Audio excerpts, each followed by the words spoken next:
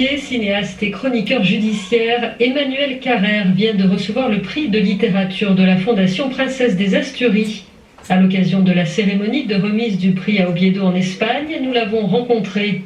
Témoin de son temps, écrivain du réel, Emmanuel Carrère revient avec nous entre autres sur le procès des attentats de novembre 2015 ou encore sur le débat sur la liberté d'expression. Bonjour Emmanuel Carrère. Bonjour. Dans votre dernier livre, Yoga, vous parlez des attentats de Charlie Hebdo. Ils interviennent brusquement dans le récit. Vous avez peut-être participé aux hommages, ou en tout cas suivi les hommages qui ont été rendus à Samuel Paty, ce professeur qui a été assassiné pour avoir montré des caricatures de Mahomet dans un cours sur la liberté d'expression. Comment, selon vous, concilier cette sacro-sainte liberté d'expression et la nécessaire liberté religieuse, qui est une autre liberté? Est-ce qu'on peut critiquer une religion? Est-ce qu'on peut... comment est-il possible de blasphémer sans insulter les autres? Ah, ça c'est une grosse question. Alors attendez. C'est sûr que le droit au blasphème fait absolument partie de notre tradition républicaine, enfin oui, même, et d'ailleurs pré-républicaine, quoi. Il existe chez Voltaire, il est... moi j'ai tendance à le considérer, à considérer ça malgré tout comme inaliénable, quoi, comme et que le risque d'offenser, il est inclus dedans, mais non, malgré tout, à partir de si on dit, bien sûr, on peut dire, il faut avoir l'un tout en tenant compte de l'autre. Malgré tout, moi, ce que je privilégie entre les deux, c'est la liberté de pensée et d'expression. Oui. Non, donc malgré tout, moi, je suis du côté. Enfin, bien sûr, je vous fais une réponse de Normand. Il faut ménager l'un et l'autre et tout. Mais malgré tout, je suis plutôt du côté de la liberté d'expression à tout prix. Oui. Vous suivez aujourd'hui le procès des attentats de novembre 2015 pour un hebdo français en tant que chroniqueur. Est-ce que c'est la matière de votre prochain livre?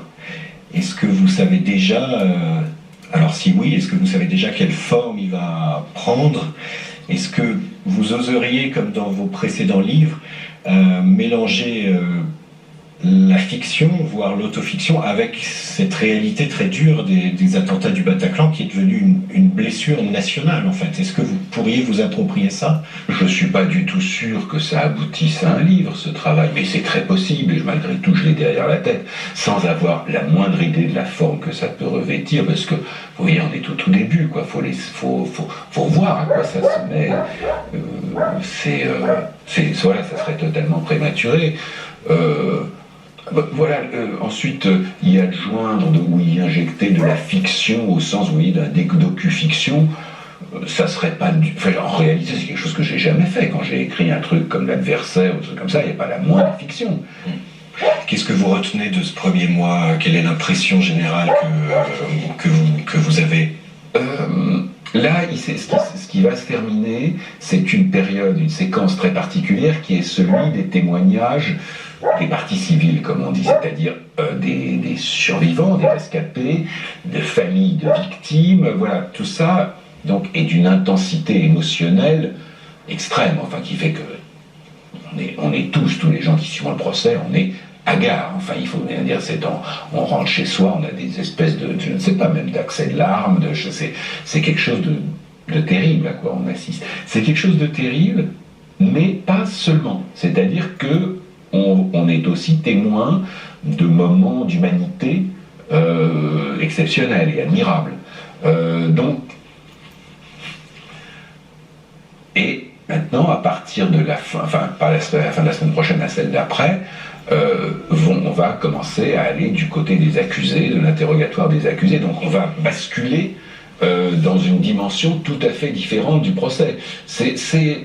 C'est très étonnant un tel procès, parce qu'on a l'impression que ça essaye sur 9 mois de déployer dans tous les sens et sous tous les angles ce qui s'est passé en quelques heures de cette nuit du 13 novembre. Donc c'est quelque chose d'extrêmement éprouvant émotionnellement, mais de constamment passionnant aussi.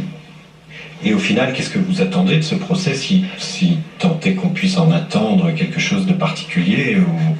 C'est drôle parce que la question que vous posez, c'est la question qu'on demande à chacune des parties civiles qui témoignent de se poser. À la fin, chacun répond à la question « Qu'est-ce que vous attendez du procès ?» Les réponses que je peux faire mienne d'ailleurs, enfin, c'est que justice soit rendue. Ce qui veut dire à la fois qu'il y ait des peines qui soient proportionnées aux actes, sachant que tout de même les gens qui sont dans le box ne sont pas les gens qui ont ça les exonère pas du tout, mais c'est pas les types qui ont tué, quoi, qui eux sont tous morts. Ça veut dire aussi que justice soit rendue selon les normes du droit, comme si c'était justement l'honneur d'un tel procès de faire que ça se passe bien, que les accusés soient défendus, qu'ils soient bien défendus, tout ça, tout le monde réclame ça, y compris les gens qui ont été les plus meurtris. Il y a l'idée de comprendre un peu mieux, peut-être, de comprendre des choses qui pourraient permettre de prévenir d'autres, ça j'y crois qu'à moitié, mais bon. Et puis, ce que disent certains, et au fond, moi, ce que peut-être je retiens le plus, c'est de constituer une espèce de récit collectif de cet événement, quand même très... et ça, alors là, c'est peut-être une espèce de déformation professionnelle. C'est ce que j'allais dire, ça c'est le point de vue peut-être de l'écrivain. Non, c'est pas seulement le mien.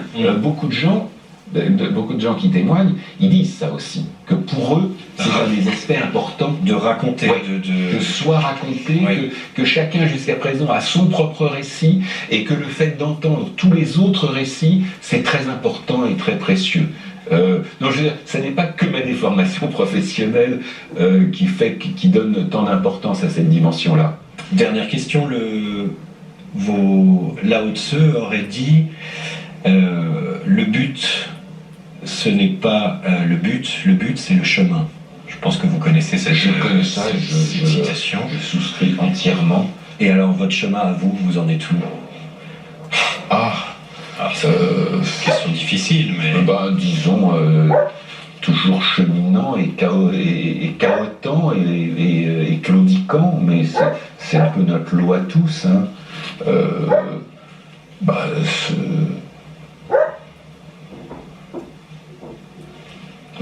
Ça nous ramène au tout début de cette conversation, si vous voulez, au désir de s'améliorer un peu autant qu'on peut, et ce faisant peut-être d'améliorer un petit peu les choses autour de soi. C'est une ambition à la fois modeste et immense. Merci Emmanuel Carrère. Je vous remercie. Merci à vous.